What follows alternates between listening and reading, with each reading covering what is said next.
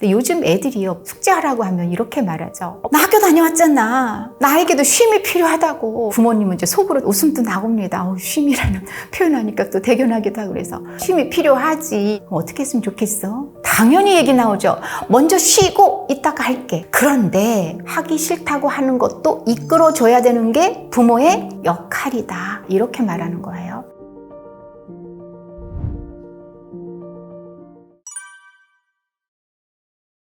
숙제에 관한 상담 하나 사례로 들려드릴게요. 이 엄마는 굉장히 아이를 민주적으로 키우는 부모세요. 근데 요즘 애들이요, 또 말도 잘해서 학교 다녀오면은 숙제하라고 하면 이렇게 말하죠. 엄마, 나 학교 다녀왔잖아. 나에게도 쉼이 필요하다고. 이제 이렇게 되는 거예요. 그러면 이제 부모님은 이제 속으로 또 웃음도 나옵니다. 쉼이라는 표현하니까 또 대견하기도 하고 그래서 그래, 그치, 쉼이 필요하지. 맞아요. 그죠? 학교에 갔다 왔다는 건요, 공부를 열심히 했든 안 했든 아이한테는 굉장히 중요한 힘든 일을 하고 온 거거든요. 그러니까 쉼이 필요하지라고 하면서 이제 엄마가 아이한테 의견을 물어보는 겁니다. 이게 민주적인 양육이잖아요. 그럼 어떻게 했으면 좋겠어? 당연히 얘기 나오죠. 먼저 쉬고 이따가 할게. 또는 친구들이랑 놀고 이따가 할게. 그런데 친구들이랑 논다는 말이 엄마가 또 마음이 약해지는 게 얘가 지금 같이 놀지 않으면 이어서 이제 여러분 걱정이 되잖아요. 그러니까 알았어. 그러면 아들 친구랑 먼저 놀고 그다음에 숙제한다는 거지? 이렇게 가는 겁니다. 뭔가 지금 많이 빠지긴 했습니다. 어쨌든 엄마가 아이를 키우는 스타일은 그랬어요. 그런데 문제는 뭐냐? 엄마도 잊고 아이도 잊었다는 사실이에요. 그래서 밤 9시 반쯤 자기 전에 아들 숙제했지? 안 했다고. 엄마가 아까 하라고 했었어야지. 아들 엄마가 아까 뭐라고 했지? 너 믿는다고 했지? 너 믿으니까 엄마가 먼저 놀고 숙제하라고 했었잖아. 근데 엄마가 맨날 너한테 잔소리해야 돼? 뭐 이렇게 자기 전에 대화도 아닌 대화를 하게 되는 거죠. 자, 여러분, 이게 한 번이면 우리는 이해할 수 있습니다. 그렇죠? 뭐 엄마도 잊을 수 있고 아이도 잊을 수 있고 아이는 하기 싫은 거 당연히 잊고 싶어요. 그러니까 무의식에도 잊었을 수 있습니다. 문제는 이런 일이 2번, 3번, 4번, 5번 반복이 됐다면 오늘 또 아이가 이따가 할 거야. 엄마 나 쉼이 필요해. 난 먼저 좀 쉬고 친구랑 놀고 이럴 때 부모님께서 아들, 엄마 믿어? 이렇게 하는 거 어떠세요? 객관적으로 들어보실 때. 부모님들은요, 객관적으로 들어보실 때는요, 굉장히 이성적이고 판단과 결정을 잘 하시는데 막상 내가 그 육아 현장에서 아이와 함께 할 때는요, 그게 잘 안 되거든요. 근데 이 엄마도 자꾸 자신에게 속는 겁니다. 강압적으로 키우면 안 돼. 아이 기죽이면 안 돼. 그러다 보니까 어떻게 했을까요? 이렇게 반복적인 것이 돼서 결국 밤에 아이하고 부모가 관계가 계속 나빠지는 거예요. 지금부터 할게요. 혼내지 마세요. 야단치지 마세요. 그렇지만 하기 싫다고 하는 것도 이끌어줘야 되는 게 부모의 역할이다. 라는 것을 잊지 마셔야 됩니다. 우리는요, 자기 욕구에 굉장히 노출되어 있는 이 어린 아이를 하기 싫은 것을 해내도록 해줘야 되는데 문제는 뭐예요? 아이가 따라오지 않는다는 겁니다. 그래서 부모님들께서 좋게 말하면 안 들어요 하는 거 저 알아요.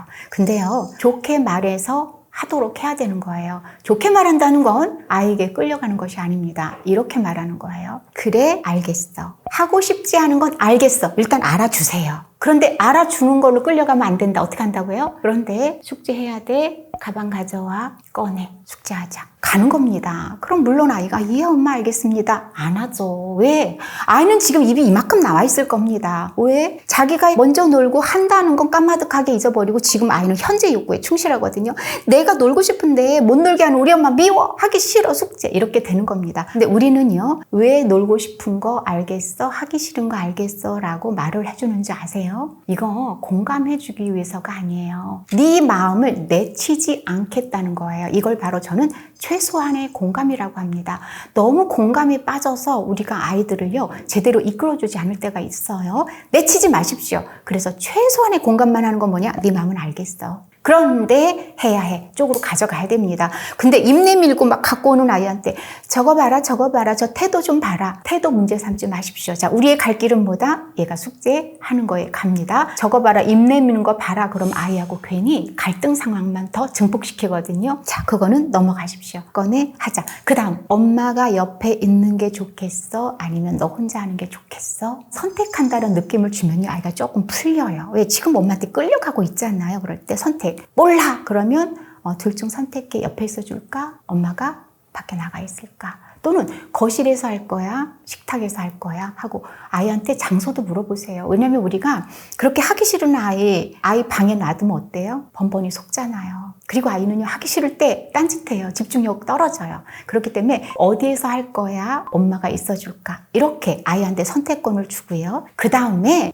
그쵸? 언제 끝낼 건가도 알고요. 자, 이렇게 놔두면 안 돼요. 마지막에 뭐를 한다? 했는지 안 했는지 꼭 확인을 하셔야 됩니다. 검사라는 말에 좀 여러분이 좀 기분이 별로 내키지 않는다. 확인이요. 근데 부모님은 다 했지? 왜? 아이가 꺼냈고, 지가 혼자 한다고 했고, 30분 만에 한다고 했고, 그럼 부모님은 어떤 생각이 드냐면, 내 말을 잘 듣네? 그래도 하기 싫지만 하네? 그런 생각에 이제 부모님들이 무장해제가 되고 어떻게 돼요? 했겠지 하고 넘어가서 이따 밤에 물어보면 어때요? 다 못 끝냈어! 이렇게 되는 경우가 정말 많습니다. 그러니까 어떻게 해요? 그래, 30분 후에 엄마가 확인할게. 그 다음에 옆에 있어주면 잘하는 친구가 있습니다. 그럴 때는요, 왜 옆에 있어주느냐 하면 아이가 능률적으로 끝내기 위해서입니다. 그래서 모를 때 옆에서 가르쳐줘야 되는데 이렇게 말씀드리면 부모님이 또 겁이 또 덜컥 납니다.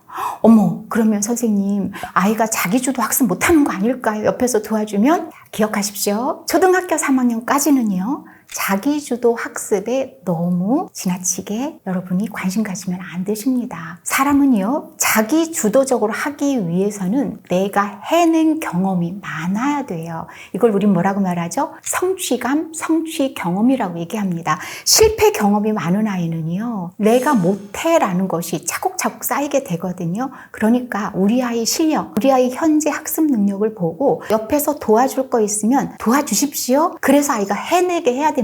아이 스스로가 내가 해냈어, 마무리했어, 끝냈어 이렇게 갈 수 있도록. 그러면 계속 엄마한테 기대느냐? 아니에요. 실력이 조금씩 늘겠죠. 실력이 늘면 어때요? 서서히 부모가 옆에 없는 시간이 늘어나겠죠. 아이의 실력은 늘겠죠. 이러면서 혼자 스스로 할 수 있는 자기주도 학습으로 가는 겁니다. 숙제를 대하는 부모님의 태도에서 있잖아요. 자기주도 학습까지도 나아갈 수 있다는 겁니다. 훈육할 때 절대 공감으로 끝내시면 안 된다는 겁니다. 우리가 네가 양치하기 싫어하는데 엄마가 양치하라고 해서 화났어? 지금 밥 먹기 싫은데 밥 먹으라고 해서 화났구나? 에이, 밥 먹고 싶지 않고 네가 지금 아이스크림 먹고 싶은데 화났어? 미안해. 이거 절대 훈육 아닙니다. 어떻게 훈육해야 되냐고요? 섣부른 공감하지 말고 해야 할 말 정확하게 합니다. 높이지 말고 크게 하지 말고 그리고 길지 않게 하는 거죠. 자, 고개 한번 끄덕이세요. 양치해. 음은 뭔지 아시죠? 그래 알겠어 하고 싶지 않은 이 마음, 이거를 간단하게 표현한 겁니다. 이따가 한다고 아이가 만약에 예를 들어 있어요. 그럼 어떻게 해요? 양치하자. 이게 뭐예요? 그래, 네 마음은 알겠고 귀찮고 싫은 거 알겠지만 해야 해입니다. 훈육은요, 우리가 있죠, 아이를 괴롭히는 게 아니에요. 부모가 화풀이 하는 게 아니에요. 부모가 아이를 쓰레기통으로 만드는 거 아니에요. 뭐죠? 네가 해야 할 발달 과업을 해내게 하는 부모의 성스러운 역할 수행입니다. 우리 디벨로프먼털 태스크라는 말이 있어요. 발달 과업. 과업을 완수한다는 건 아이들에겐 굉장히 힘든 일이거든요. 자, 훈육을 하는 이유는요, 두 가지입니다. 해야 할 일을 해내게 한다. 그렇죠? 맞아요. 하고 싶지만 안 하게 한답니다. 하고 싶지만 뭐 있어요? 간식 먹고 싶지만 안 돼. 이런 거죠. 지금 자고 싶지만 일어나야 돼. 이겁니다. 그래서 아이의 욕구를 조절해 주는 거잖아요. 그래서 아이의 욕구를 조절시키는 것에 있어서 부모님도 조절을 해야 한다는 것과 아울러서, 그렇기 때문에 부모님들께서 요즘 많이 헷갈려 하시는 게 감정 조절을 한다는 것을 지나치게 공감으로 가면 안 되는 것. 훈육은 사랑이에요. 너무도 잘 아시겠지만 가르칠 분의 그래서 잘 가르쳐서 아이를 성장시키는 거거든요. 그래서 혼내지 않고 화내지 않고 하되 섣부르게 감정을 읽어주고 끝내면 안 된다는 것. 감정은 읽어주되 아이가 해야 할 일은 분명히 하도록 한다라는 겁니다. 아이가 어딘가에 올라가는데 거긴 올라가면 또 안 되는 곳입니다. 이렇게 말한다면 어떨까요? 누구야? 거기 올라가면 될까요? 아빠 생각엔 안 될 것 같은데 어떤가요? 자, 이건 지금 생각을 교환하는 시간이 아니거든요. 자, 또 이렇게 물어보면 어떨까요? 거기 올라가면 어떻게 될까? 자, 이건 창의적인 질문을, 아이의 사고를 끌어내는 질문 시간이 아니거든요. 자, 어떻게 하면 될까요? 연령에 따라 조금 다르겠지만 만약에 유아기까지라면 부모님의 훈육은 말과 행동이 같이 가야 됩니다. 가셔서 아이를 안고 내려놓습니다. 훈육은요, 말로 하시죠. 요즘 말로 하시잖아요. 근데 행동도 같이 가야 될 때가 있다라는 걸 말씀드리는 겁니다.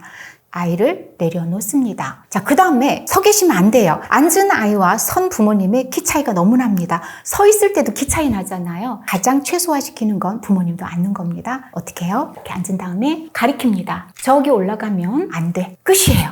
근데 우린 또 어떻게 하는 줄 아세요? 저기 봐봐. 높지요? 떨어지면 어떻게 되지? 아야 피나요? 피나면 엥 병원 가야 돼요. 자, 여러분 이거에는요 굉장히 거짓말 과장이 다 들어가 있어요. 부모는 거짓말하면 안 돼요. 애는 올라갔었는데 떨어져도 봤는데 피난 적도 없고 병원 간 적도 없잖아요. 그래서 지나치게 과장을 할 필요도 없고요. 겁을 줄 필요도 없고요. 우리는 해야 할 말만 해야 되는데 해야 할 말 할 때는요 쳐내야 됩니다. 거두절미 어떻게 하는 거죠? 올라가면 안 되는 거예요. 그러면 안 떨어지면 올라가도 된다는 건가요? 이런 조건 필요 없다는 겁니다. 거기는 안 떨어져도 올라가면 안 되는 곳이에요. 어느 빌딩을 가다 보니까 이렇게 써 있더라고요. 여긴 학생이 공부하는 곳입니다. 금연해 주시면 감사해요. 알고 봤더니 거기 금연 빌딩이에요. 이렇게 선택의 여지를 두면 안 되는 겁니다. 어떻게 하면 되죠? 이곳에서 흡연하면 과태료 10만 원 된 겁니다. 자, 여기는 떨어져도 안 떨어져도 올라가면 안 되는 곳이야. 그건 사회적인 약속이야. 또 하나 너의 안전과도 관련이 있어. 이렇게 아이의 안전, 타인의 안전, 그리고 규칙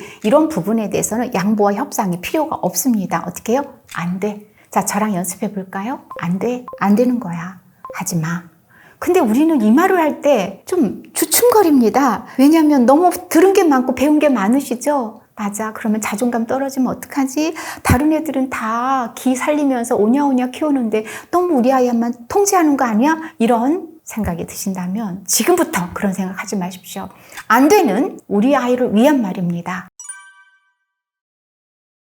많이 노력하고 감정도 조절하고 호흡도 조절하고 이렇게 훈육을 했노라고 했지만 부모도 사람인지라 때로는 감정이 격해져서 감정을 아이에게 보일 때가 있습니다. 감정적이라고 하죠. 또 있습니다. 하지 않을 말이 한마디가 툭 나가버렸습니다. 아, 이걸 어떡하죠? 말은 새 장 밖을 날아간 새와 같아서 다시 불러들일 수도 없다고 하는데 이 아이한테 이게 혹시 상처가 되면 어떡하죠? 트라우마로 남으면 어떡하죠?